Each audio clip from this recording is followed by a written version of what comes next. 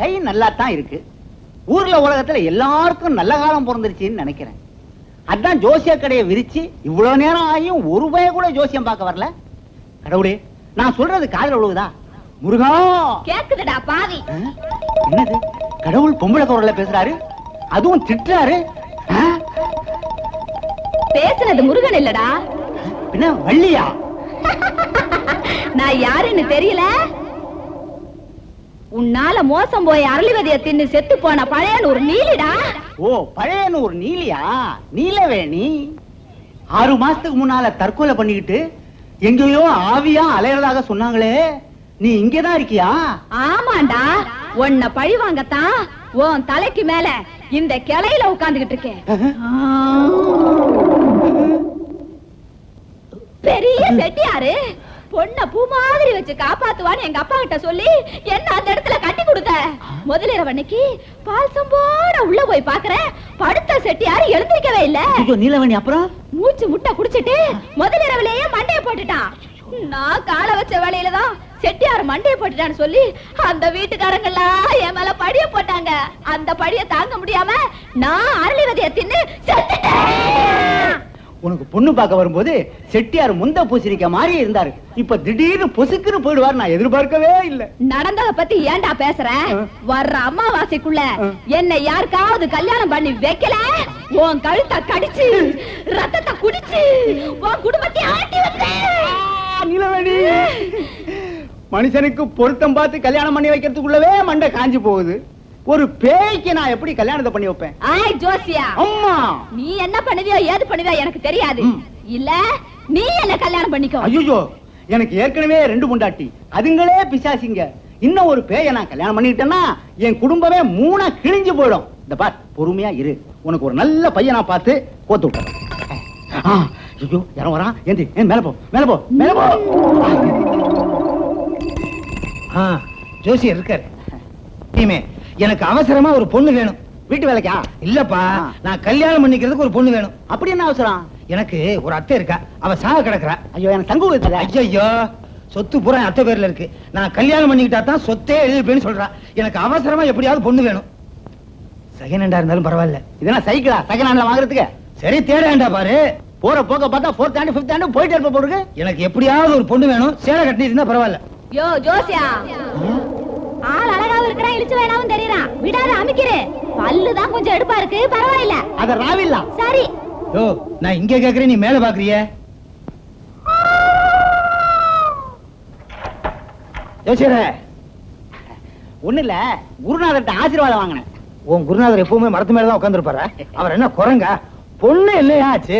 இருக்கு, சொல்றேன். நீலவேணின்னு பேரு, ரொம்ப வசந்த இடம். உங்ககிட்ட அது வேணும் இது வேணும் தொந்தரவே பண்ணாது, தானாவே கொண்டாந்து எல்லாத்தையும் கொடுத்துரும். ஆமா, பொண்ணுக்கு சொந்தக்காரங்க யாராவது இருக்காங்களா? நிறைய இருக்காங்களே. கிருஷ்ணாம்பேட்டை, கண்ணம்மாப்பேட்டை அப்படின்னு அலைஞ்சுக்கிட்டே இருக்காங்க. ஓஹோ, தெருப்புறா வியாபாரம் பண்றவங்க போல இருக்கு. ஆமா, பொண்ணு குடும்பத்துக்கு அடக்கமான பொண்ணு தானே? அடக்கம் ஆனதுக்கு அப்புறம் தானே எந்திரிச்சு பொண்ணாவே வந்திருக்கு. என்ன ஐயா, எந்திரிச்சு பயமுறுத்துற? அடக்கமான பொண்ணுன்னு சொல்ல வந்தேன். அப்படியா? நல்ல வேலையா நீலவேணியை சொன்ன. ஆமா, இல்லைன்னா ஒரு பேய் கிடைச்சாலும் பரவாயில்லைன்னு கட்டிக்கலாம்னு நினைச்சேன். நீ நினைச்ச மாதிரி அதே தான் முடிச்சிருக்கேன். ஆமா, பொண்ணை எப்ப பாக்கலாம்? அதாவது நீ விடிய காலையில 5 மணிக்கு ரெடியா இரு. உன் வீட்டு கதவை வந்து தட்டும். காலையில 5 மணிக்கு? ஓகே.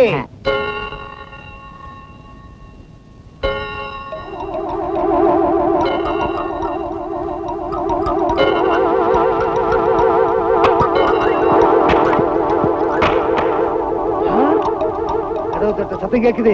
வந்தாச்சு, பொண்ணு வந்தாச்சு. ஐயா,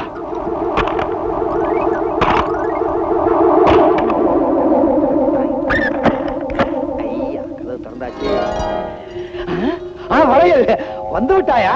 வா வா, வலது காலம் எடுத்து வச்சு வா. அதுக்கே வலது கால் என்னையா சொல்ற? இடது காலை எடுத்து வச்சு வருவாங்களான்னு சொன்னேன். நீ மட்டும் தான் வந்திருக்கியா? பின்ன தங்கச்சி எல்லாம கூட்டி வருவாங்க. சொந்தக்காரங்க வரலையான்னு கேட்டேன். அவங்க சொந்தக்காரங்களை கூட்டி வந்தாங்க, நீ மிரண்டே போயிடுவேன். ஏன் பேயா? ஏன் நீ மிரட்டுற? ஒண்ணு இல்ல, வாங்க வா. பேயின்னு மிரட்டுறா, நானாவது பேய்க்கு பயப்படுறா? பொண்ணு பிடிச்சிருக்கா? மோகினி மாதிரி இருக்கேன். உனக்கும் தெரிஞ்சு போச்சா? எது? பொண்ணு மோகினியாட்டம் இருக்குன்னு சொல்ல வந்தேன். என்ன உனக்கு பிடிச்சிருக்க? தொடாதே. ஏயா? எலும்பு எங்க? இங்க எலும்புன்னு சொன்னேன். அங்க எலும்புதான் இருக்கும், பின்ன என்ன மண்டோட இருக்கும்? தொட்டாம பேசு. என்ன உனக்கு பிடிச்சிருக்க? கல்யாணத்துக்கு அப்புறம் தன்னால பிடிக்கும். பேய் பிடிச்ச மாதிரி. என்ன நீ ஆரம்பத்துல இருந்தே பேய் பிசாசுன்னு பேசிக்கிட்டே இருக்க? என்ன சுமாரியா? என்ன அது? இது என்னமோ பேய் மாதிரியும் நான் என்னமோ மனுஷன் மாதிரியும் பேய வீட்டுக்குள்ள கூட்டிட்டு இருந்த மாதிரி பேசிக்கிட்டு இருக்க. என்ன யாரும் ஏமாத்த முடியாது. நான் ஒண்ணு இழிச்சவா கிடையாது. பார்த்தாலே தெரியுதா யாருன்னு? யாரு? மாப்பிள்ளை பொண்ணு. ஆக ரெண்டு பேரும் ஒருத்தர் புரிஞ்சுக்கிட்டீங்க. மாலைய மாத்துங்க. எடுத்தேன் கவிழ்த்தேன் உடனே தாலியை கட்டிட முடியுமாயா? ஒரு நல்ல நாள் பார்த்து அம்மன் கோவிலுக்கு கூட்டிட்டு போய் என்னையா இந்த சுத்துது? என்னையா பொண்ணு மட்டும் அதுவா சுத்துது? உலகம் சுத்தினா பொண்ணு சுத்தாதா? நாம நிக்கிறேன் அது மட்டும் சுத்துது. இது வேற உலகத்து பொண்ணு. ஓஹோ, தெய்வீக பொண்ணு. ஆமா, அம்மன்னு சொன்னா இதுக்கு சாமி வந்துரும். குடும்பம் ஒரு கோயில்னு நினைக்கிற பொண்ணு. 1000ல் ஒருத்தி. இத எங்கேயா பிடிச்ச? நான் எங்க அதை பிடிச்சேன்? அது என்ன பிடிச்சது?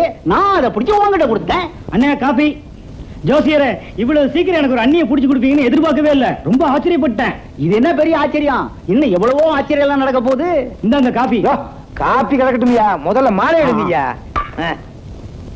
ஆம்பளை மாலை கொடு. மாலை மாத்தீங்க. அச்சா, குடி தாலி கட்டணும். ஒண்ணு இல்லையா, பொண்ணு குடிய சொன்னேன்.